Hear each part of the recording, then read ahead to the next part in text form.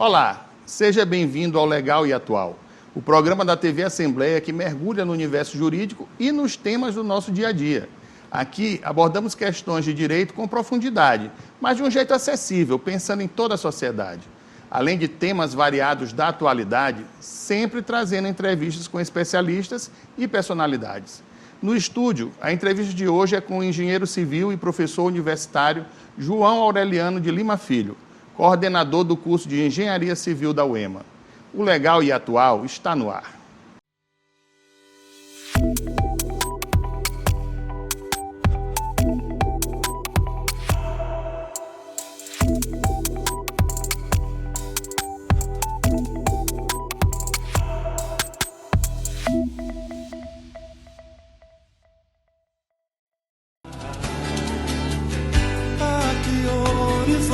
Belo de se refletir. Outro dia me disseram que o amor nasceu aqui, saiu de trás do sol, com um jeito de guri, tanto novo como leve. O amor nasceu aqui, saiu de trás do sol, com um jeito de guri, tanto novo como leve. O amor nasceu aqui. No programa de hoje, está na pauta a importância da engenharia civil para o desenvolvimento do Maranhão, notadamente no que concerne à construção e manutenção de prédios, vias e logradouros públicos. Já aqui comigo, o professor universitário e coordenador do curso de Engenharia Civil da UEMA, João Aureliano de Lima Filho. Seja bem-vindo, Aureliano. Boa tarde. Inicialmente, agradecer a Deus por ter essa oportunidade aqui de ter uma entrevista com o senhor e estamos à sua disposição. João, ora vou lhe chamar de João, ora de Aureliano. Uhum. Mas como foi que a engenharia entrou na sua vida? Isso começou desde no primário, lá no Rio Grande do Norte. Eu sou potiguar, né? Sou de Natal e sempre gostei de matemática. Lugar muito feio, Natal. Coisa feia, lindo! Aí eu sou de Natal, comecei a estudar de matemática, adorava matemática, né? Num colégio de padres, colégio salesianos. E fui fazer o científico em Recife. Em Recife eu fiz o científico, na época era científico, né? Eu sou dessa época também. No científico, fui fazer o científico lá. Aí depois fiz o vestibular na Universidade Federal de Pernambuco, passei 2 anos e depois eu fui terminar em Natal. Meu pai precisou que eu fosse trabalhar com ele, meu pai era fazendeiro e eu fui trabalhar com ele, tinha um projeto de Sudene, eu terminei indo trabalhar com ele. E a vida fez com que, né? Depois disso eu fui para a Bahia, trabalhar na Bahia. Cheguei na Bahia, precisaram para vir para o Maranhão, um engenheiro para vir trabalhar aqui na ferrovia. Qual ano? 1980. 80. 1980 eu vim para cá. E Ferrovia Carajás. Carajás, então, né? Eu fiz a Carajás. Que na verdade, se você for lá, ele disse que começaram em 80. Não começou em 79, eu vim aqui em 80. Tá certo? Nós começamos, eu fiz algumas coisas lá, até uma das obras que eu sou super satisfeito, fiz uma cortina tenantada, que a primeira foi feita no Maranhão. Lá no quilômetro 334, que é um lugar chamado Presa do Porco. Presa de Porco, logo depois de Santa Luzia, do TID. Exatamente. Ali a gente fez isso aqui, era uma obra, tinha 1.200 homens, para você entender, uma obra que tinha um movimento de 800 mil metros cúbicos por mês, era uma obra grande. Ali tem uns paredões enormes. Tem lá. Aí nós fizemos isso exatamente para fazer a contenção para o trem ter passagem do trem. E foi uma obra magnífica para a gente. Então, foi isso que eu terminei, e terminei gostando do Maranhão. Né? Eu fiquei nessa empresa, aí a obra paralisou em 1980, exatamente na época da Rússia. Qual era a empresa? Era a empresa Tecnosolo. Tecnosolo, empresa do Rio, tá certo? Mas a minha filial era de Salvador. Aí nós trabalhamos aqui, terminou a obra parando, e eu teria que viajar, etc., e terminou ficando no Maranhão. Você acaba pegando o crescimento do Estado, porque em 79, João Castelo toma posse como governador e desenvolve um grande governo tocador de obras. Então, obra aqui para engenheiro não faltava. Com o Italuís, né? Então, eu fiquei... E fiz algumas obras de João, trabalhei com ele. Eu trabalhei na Estela Engenharia, tá certo? E fizemos aquela ponte, a ponte de Balsas e a ponte de Alto Parnaíba.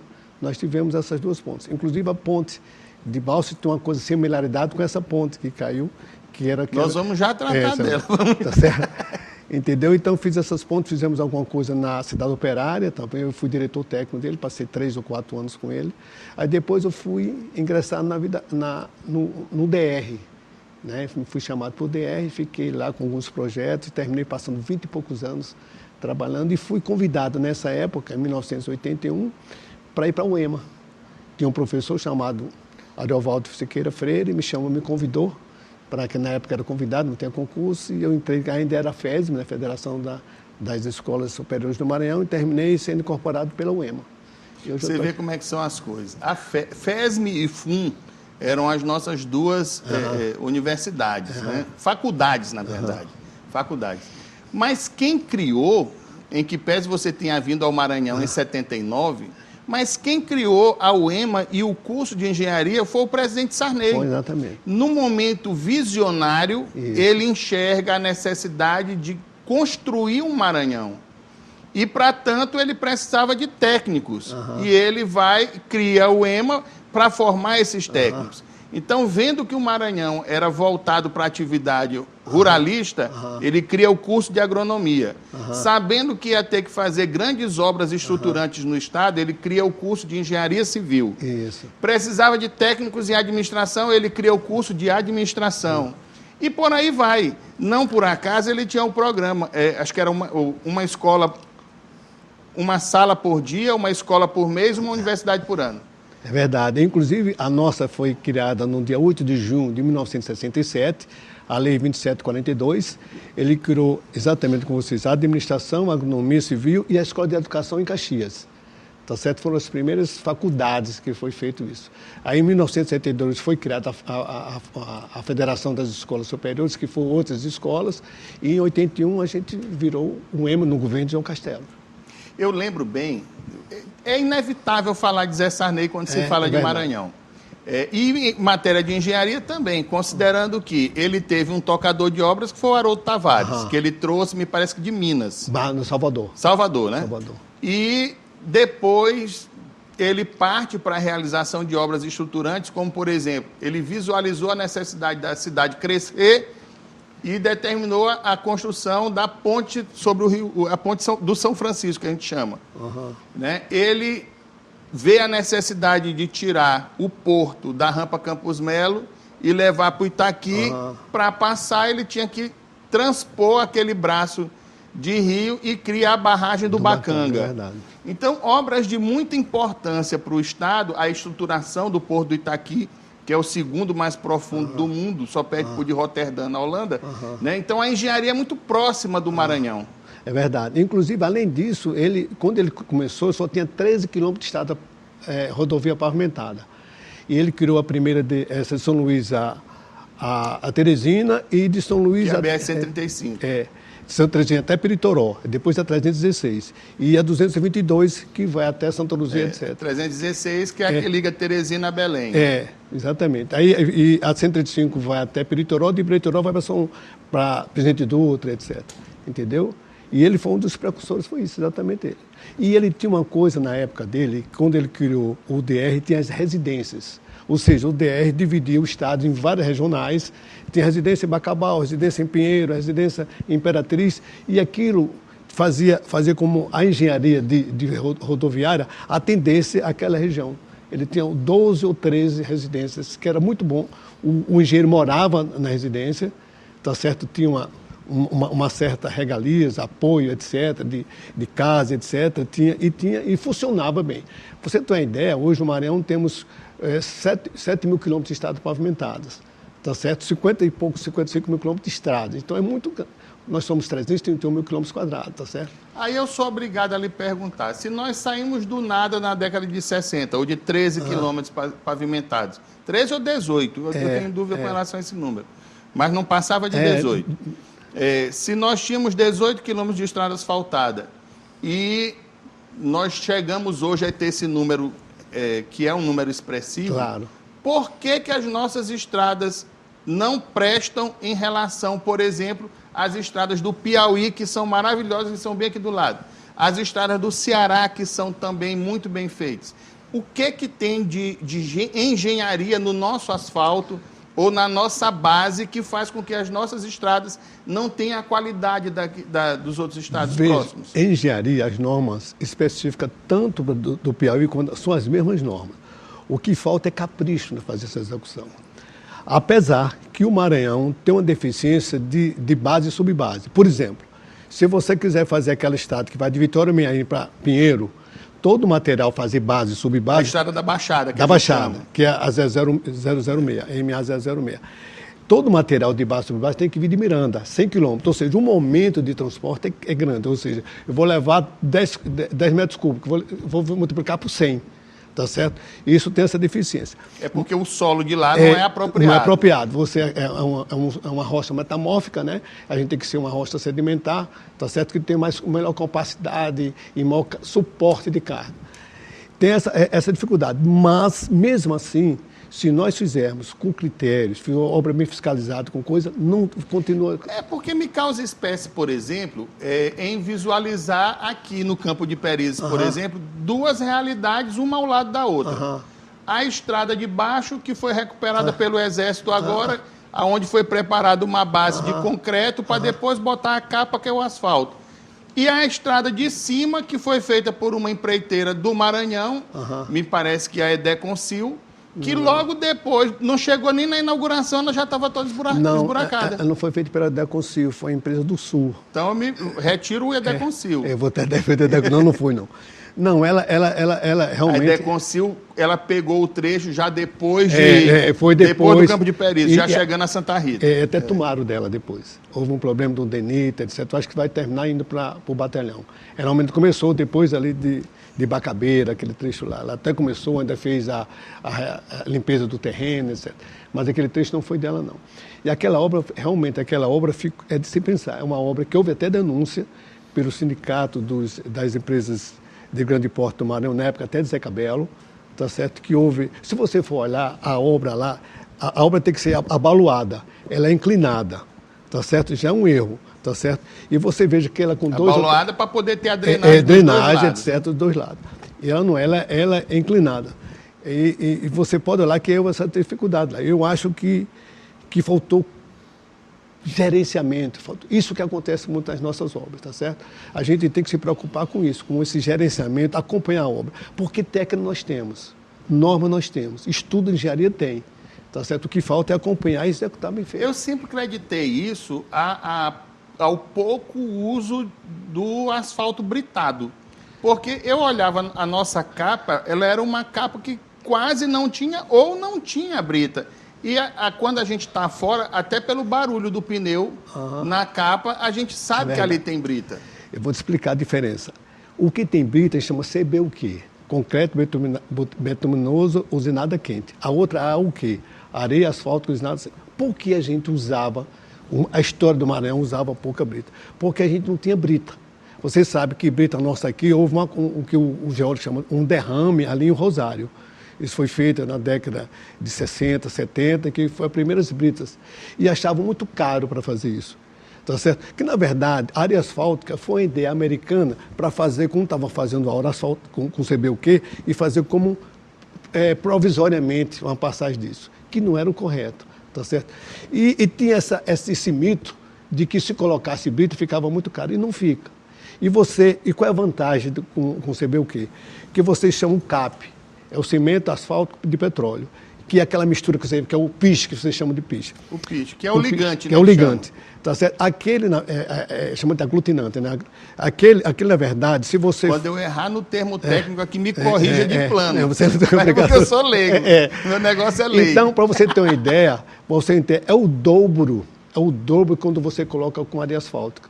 E é muito caro porque é tão material importado, né? Às vezes é um material, o petróleo, a gente tem muita coisa que ainda é importado. Fica até mais barato para a gente. Ainda tem outra solução, que é o tratamento superficial duplo, que é uma ideia nova que nós fizemos aqui, é uma coisa que você diminui, tá certo? Só que cada estrada tem um padrão dela. O que é que a gente, pelo VMD, volume médio diário. Você calcula isso, eu não vou fazer uma estrada, isso eu vou fazer na Baixada, numa estrada que eu vou fazer na BR-316. Mas é uma questão de solo, né? De solo e influência das laterais, porque, por exemplo, você passa nas estradas do Maranhão, você observa uma quantidade absurda de açude bem do lado da estrada. É verdade. Aquilo não tem como não influenciar na base. Tem. Não, a gente se preocupa com o seguinte, eu acho que o Maranhão, eu faço uma analogia, o Maranhão e São Paulo. Eu acho que o Maranhão é um estado eminentemente agrícola. Tu sabe que tu é fazendeiro. Claro. Tá certo? Se a gente for fazer a relação de quilômetro de estrada pavimentada por quilômetro do seu estado, em São Paulo tem 34 mil quilômetros de estradas pavimentadas para 250 mil quilômetros, dá 0,121. Nós temos 7 mil para 331, dá justamente multiplicado por 6. Ou seja, se a gente for ter a mesma extensão de estrada pavimentada que tem em São Paulo, a gente tem que multiplicar por 6. Eu digo isso muito. Ou seja, se a gente tem 7, vai ser para 42 mil quilômetros. 42 mil quilômetros hoje, a gente precisava de 34 mil quilômetros, 35 mil quilômetros de estrada pavimentada. Você veja o que é que tem de mercado para a gente. Aureliano, só um instantinho. Guarda um pouquinho só o complemento desse raciocínio, porque a gente tem que fazer um rápido intervalo. Certo. E rapidamente a gente retorna. O Legal e Atual estará de volta em pouco tempo na companhia agradabilíssima do professor João Aureliano, coordenador do curso de Engenharia da UEMA.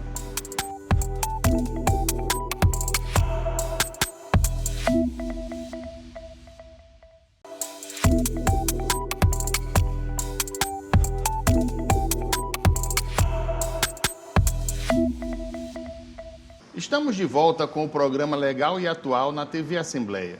E o nosso convidado no estúdio é o engenheiro civil e professor universitário João Aureliano de Lima Filho. Aureliano, dando continuidade, então, à questão do cálculo que você vinha fazendo. Eu faço uma comparação para mostrar aos nossos alunos o potencial da engenharia no Maranhão.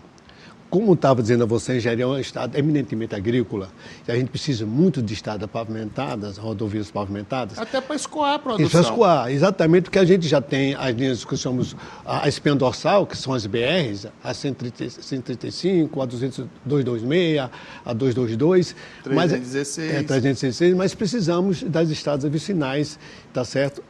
Então, o que é que eu digo? É como se fosse uma espinha de peixe. Espinha de peixe com as costelas. Então a gente diz o seguinte, que se o mercado, o que é que a gente precisa da engenharia?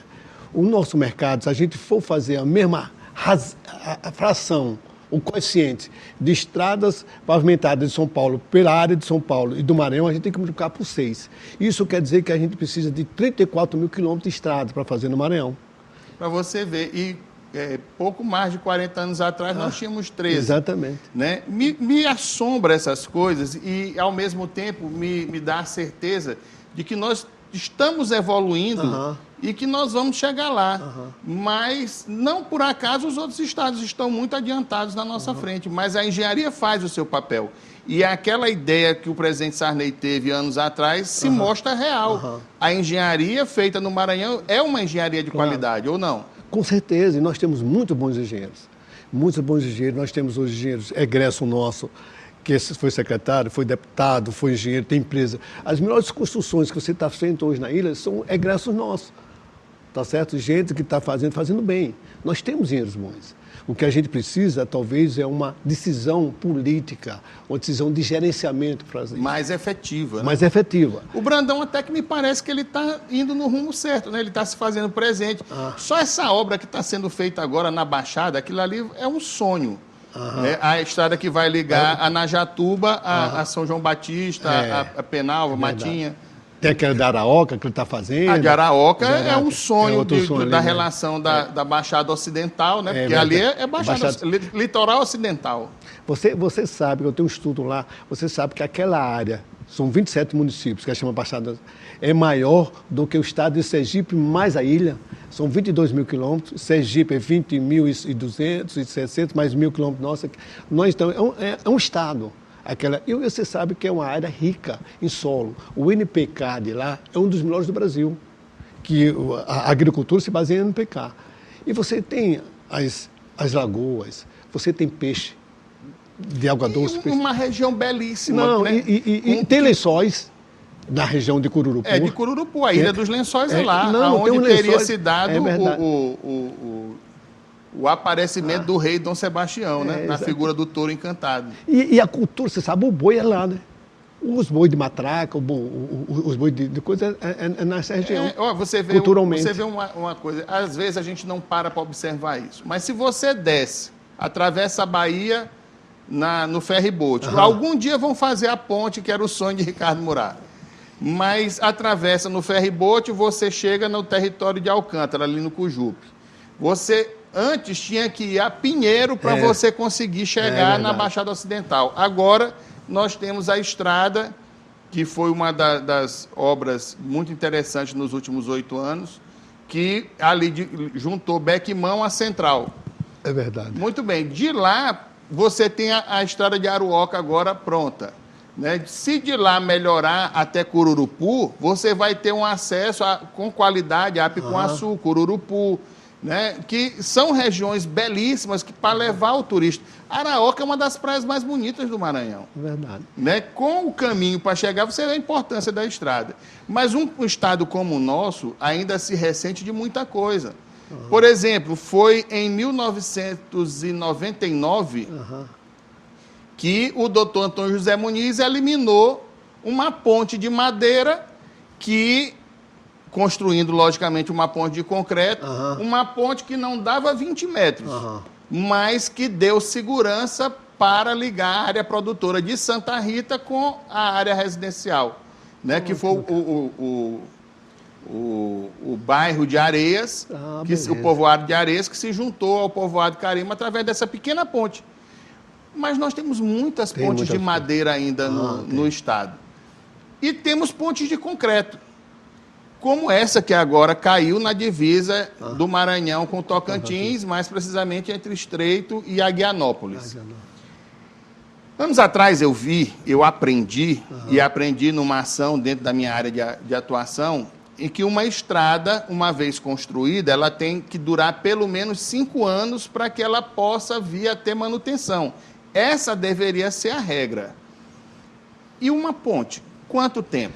Porque eu estive lendo depois desse incidente absurdo que a ponte JK lá de Estreito com Aguianópolis, ela foi construída nos anos 60 e ela demorou 38 anos para sofrer a primeira intervenção. Ora, em 38 anos vai ter desgaste natural. Fadiga, né? E me parece que falta decisão política. Está certo que o nosso sistema legal de licitação, ele dificulta, ele é complicado, porque visa resguardar de ações não republicanas, vamos dizer assim, com relação ao uso do dinheiro público, mas o tempo me parece muito grande para uma intervenção de manutenção. Deixa eu te dizer, qual é a minha visão sobre essa ponte. A ponte teve engenharia. Você vê que teve os relatórios indicando que precisava. Inclusive, eles identificaram até o grau de risco que tinha. O que faltou foi uma decisão política para fazer. A partir do momento que houve os engenheiros que chegaram lá e disseram a ponte tem risco, era para ficar pelo menos monitorando. Que não fizeram isso. Teve licitação, etc. Foi descaso. Eu sempre digo o seguinte, eu não estou preocupado com a engenharia. A engenharia sabe fazer. Eu estou preocupado com o poder de decisão da engenharia. Para você ter uma ideia, nós somos uma entidade precursora, a UEMA é uma entidade precursora. O que é entidade precursora? Entidade precursora são aquelas que foram criadas antes do CREA, do sistema Mútua, CREA e CONFEA. E a gente tem esse poder de articular. O que é que a gente está querendo fazer uma reunião no Brasil todo? A UEMA, tá certo, faz parte, são 45 no Brasil, a UEMA é uma delas, e nós somos da região Nordeste, eu sou o conselheiro adjunto, tá certo? A gente quer fazer uma reunião sobre isso. Gente, cadê o poder da engenharia? Cadê a decisão da engenharia? A engenharia sabe, a gente está calado, será que a gente não diz? Às vezes você é prova disso, o engenheiro está com vergonha de dizer, está acanhado de dizer. Tem que botar a boca. Tem que botar a boca no mundo, tem que dizer isso. Não é, Mago, falar mal de fulano ou de ciclano. É o status quo que a gente está passando. Não tem sentido fazemos isso, dizemos isso e ninguém toma as providências. O que é que está acontecendo? A política no Brasil, isso envolveu que vários cargos que deveriam ser de engenheiro passam a ser para não engenheiros. Você sabe, tem vários casos nossos que eu não quero citar por questão de ética. Está certo que deveria ser um engenheiro e você... Mago velho, como é que eu, como engenheiro, vou ser médico, vou tomar conta do hospital, se eu não sei a diferença de penicilina para um antibiótico? Você tem que uma pessoa botar específica lá. Tá certo? O que acontece... Eu tenho até uma certa discordância com relação a vocês sobre essa situação do ponto decisório, né? O ponto de comando. Porque, por exemplo, o presidente é analfabeto, mas mal ou bem, ele coordena o país, ele comanda o país. O secretário, o ministro, quem quer que faça a função, teoricamente não precisa ser daquela área, mas ele tem que ser assessorado diretamente por quem seja. Por exemplo... Eu fico imaginando, por exemplo, Ricardo Murat. Ricardo Murat, ele pode ter os defeitos que ele tiver, mas ele foi um monstro como secretário de saúde e ele não é médico. Não, eu sei. Mas ele tinha toda uma equipe por trás, ele era um gestor. Eu não sou contra o gestor, mas aqueles casos específicos, por exemplo, o diretor do DENIT, o diretor de uma secretaria, diretor de um órgão que é estritamente técnico, eu acho que deveria ser. Tá certo? A não ser que ele seja bem assessorado. Às vezes ele, para poder decidir. Me preocupa, essa situação dessa ponte, ela é um espelho. Me preocupa muito porque nós temos duas pontes aqui que ligam a parte nova da cidade com a parte histórica, que é a ponte Bandeira Tribuzzi e a ponte do São Francisco. A ponte do São Francisco está há mais de ano sofrendo uma intervenção que ninguém vê o que está acontecendo. A ponte Bandeira Tribuzzi, eu vi imagens esse final de semana, ela toda corroída, né? Pelo Estado, nós temos a barragem do Pericumã, que há pouco tempo entrou acho que foi pouco tempo, por assim dizer, 2019 ela entrou em obras, mas ela estava há anos a fio abandonada pelo DENOX. Não tinha obra de recuperação ou atualização da estrutura da barragem. Essa barragem aqui do Bacanga, ela foi feita no governo Sarney e ela me parece que sofreu uma intervenção. Eu que me recordo de uma, pode até ser que tenha havido outras, né? E aí eu fico imaginando que são tragédias anunciadas. Né? Talvez você dizer, não, aonde está a engenharia? Está fazendo o seu papel de execução, mas também tem que denunciar. Claro. Eu acho que os conselhos poderiam chegar e vamos fazer uma incursão para analisar tal coisa. Eu vou ali na ponte de Coroatá, está precisando de... Bota bocão, o conselho esteve lá, o curso esteve lá. Mas já fizemos, a primeira intervenção que houve na ponte Zé Sarney, há uns 8 anos atrás, foi fruto de uma denúncia do CREA. A ponte de Bandeira Tribuzzi tem que ser, a ponte de Bandeira Tribuzzi, tá certo? Se você for olhar, você passa na maré seca, você vai ver o coroamento das estacas, você vai ver que há uma defasagem. Aquelas estacas tem que fazer, Mago. Como você tem um carro que a cada 10 mil quilômetros você faz a manutenção, a gente tem que olhar o que é que está perigo. Nós temos especialistas que vão dizer isso. A gente tem que se preocupar com essa manutenção e acompanhamento desse monitoramento. Se nós não fizermos isso, vai ter colapso. Nós temos uma secretaria de infraestrutura que é responsável pela condução do fazer. E quem faz a análise do que precisa manter? Ela mesma. Ela poderia fazer. Ela tem para... Mas ela tem corpo estrutural para isso? Tem corpo funcional? Se não tiver, você teria. Mas tem que fazer, né? Tem que fazer. Eu acho que ela tem que fazer. Mago velho, se você for ver o patrimônio do Maranhão... Eu estou me sentindo muito bem que você está me chamando de magro velho e eu estou me sentindo magro. Eu estou acima do peso, eu estou achando o máximo. Deixa eu te dizer. Se você for colocar, se for empresa de estrada, nós temos 7 mil quilômetros de estrada pavimentada. Bota $600 mil. Quanto é que eu tenho de patrimônio? Qual é a empresa que tem, bota $700 mil vezes 7 mil quilômetros? Dá 40 e poucos bilhões, tá certo, de patrimônio. Qual é a empresa que tem isso? É uma empresa que você tem de estrada, tá certo? Eu tenho 7 mil, 7 vezes 7, 45 bilhões tá certo, de estrada. Quem é que tem um capital na empresa desse valor? E você não toma conta disso, mano. Estou falando de estrada, tá certo? Isso eu tenho prédio público, eu tenho... Quanto eu tenho? Então, no dia que o gestor pensar nisso, que eu tenho uma empresa, imagina se eu tivesse uma empresa frigorífica, uma empresa de alumínio com esse valor. É maior do que 2 vezes que o valor da Lumar, 3 vezes o valor da Lumar. Maior do que o valor da Vale. Essa ponte que caiu agora tinha uma empresa responsável por fazer a manutenção dela, né? Parece que a empresa não executou como deveria. Pode ter sido falha. Estão fazendo esse descanso para isso, né? Para fazer isso. Agora, que era uma coisa anunciada, imagina. De 6 em 6 meses tem a denúncia de leigos, denúncia de vereadores, de pacientes, que o cara dizendo que o cara não conhecia nada e dizia que ia acontecer. Eu tenho um sentimento dele, eu acho que a energia da população estava gritando isso. E o gestor não toma conta disso, mano. Entendeu? E voltando, eu me preocupa também os prédios. Claro. Recentemente o Estado adquiriu aquele prédio do edifício João Goulart, fez uma reforma e botou lá o centro administrativo. A prefeitura adquiriu o prédio do bem e botou lá o centro administrativo. Eu não sei dizer se teve um trabalho apropriado. Eu acho que todas as duas tiveram. Pelo menos vi a gente passando, vi gente trabalhando lá. Eu acredito que estejam... Mas tem que acompanhar, mano. O próprio La Roque tem que acompanhar, o próprio... todo prédio. Você não tem a sua casa, você tem um apartamento, você vai ter que ter manutenção. Mano. Aureliano, hoje, só para encerrar, que o nosso tempo está esgotado, nós temos quantos engenheiros, mais ou menos, formados pela UEMA aqui no Maranhão? 2.500. 2.500 engenheiros. 2.500. Esse ano agora nós formamos a turma do primeiro semestre, nós formamos 50, em torno de 45, 50 por ano. Muito bem. Doutor Aureliano, muitíssimo obrigado por vir participar do Legal e Atual. Você vê que o tema é legal e muito mais atual. Verdade. Ter você aqui foi uma honra para todos nós. Eu também sinto muito prazer, Luiz, agradeço a você essa oportunidade, a UEMA agradece, eu vou passar isso para o reitor, tá certo? Você pode até um dia convidar o reitor e eu quero fazer... vou querer sim. Eu quero para ele, é um cara bem, tá bom? Obrigado. Um abraço. Muito bom. O Legal e Atual está chegando ao fim.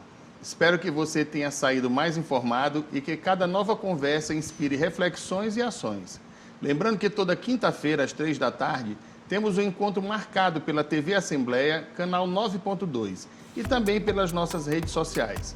Obrigado pela sua companhia e até o próximo programa.